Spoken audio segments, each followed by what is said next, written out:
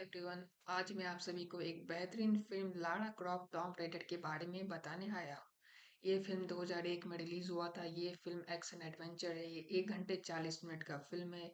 ये फिल्म में lead actress Angela jolly है, जिन्होंने लारा क्रॉफ्ट का रोल प्ले किया था। उसके बाद बहुत सारे और भी एक्टर जिसे आप जानते होंगे। जेम्स बॉन्ड जिसने प्ले किया था डैनियल क्रेग, वो भी है इसमें। और बहुत सारा एक्टर, बहुत अच्छे अच्छे एक्टर एक्ट्रेस हैं इस फिल्म में।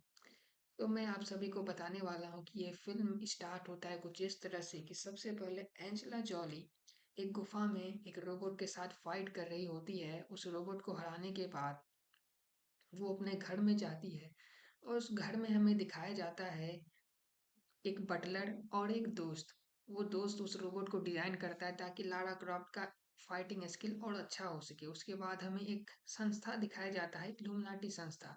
उस इल्यूमिनाटी संस्था में बहुत सारे मेंबर होते हैं। उसमें से एक हेड मेंबर एक मेंबर को, दूसरे मेंबर को कहता है कि आप जाके उस इल्यूमिना एक ट्रायंगल होता है, उस ट्रायंगल का दो टुकड़ा अलग अलग दिशा में रहता है, तो उस दोनों ट्रायंगल को खोजना है। उसे खोजने के लिए एक चाबी का जरूरत है, जो लारा क्रॉफ्ट के पिता लॉर्ड क्रॉफ्ट अपने किसी को घड़ी में छुपाते हैं। फिर वो घड़ी लारा क्रॉफ्ट को किसी तरह से मिल जाता है, फिर घड़ी को खोलता है। फिर वो जाके किसी बूढ़े आदमी से पूछता है जाके कि हमें बताओ ये घड़ी क्या है, कैसे है। तो फिर वो हमें बताती है कि वो जो घड़ी है उसमें एक चाबी है, वो चाबी से हमें वो दो त्रिकोण का दो अलग अलग टुकड़ा के बारे में पता चलेगा। तो फिर उसी तरह से वो जो मेंबर था वो लारा क्रॉफ्ट के घर में हमला करवा देता है। उसके बाद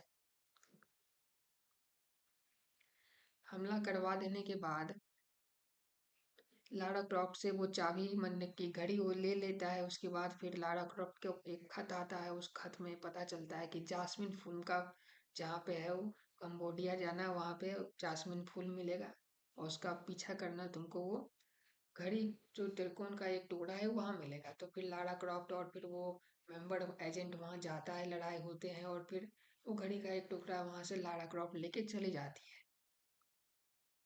उसके बाद लारा क्रॉफ्ट के पास घड़ी का टुकड़ा और फिर वो घड़ी चाबी उस विलन के पास है। तो फिर वो विलन उसको कॉल करके बोलता है कि हम लोग डील करते हैं कि घड़ी उस त्रिकोण का दूसरा टुकड़ा हम वहां से ला लेते हैं, और फिर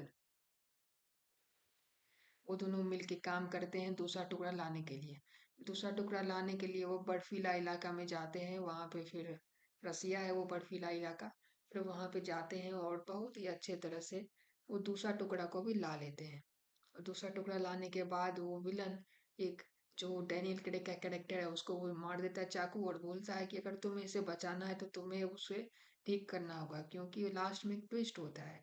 वो दोनों जो टुकड़ा जोड़ने के बाद भी वो टुकड़ा से घड़ी नहीं बनता है, वो त्रिकोण काम नहीं करता है। तो उसके बाद लारा क्रॉफ्ट वहां पे एक जादुई क्लाउड था, उस क्लाउड में वो घड़ी चाबी को भेजती है।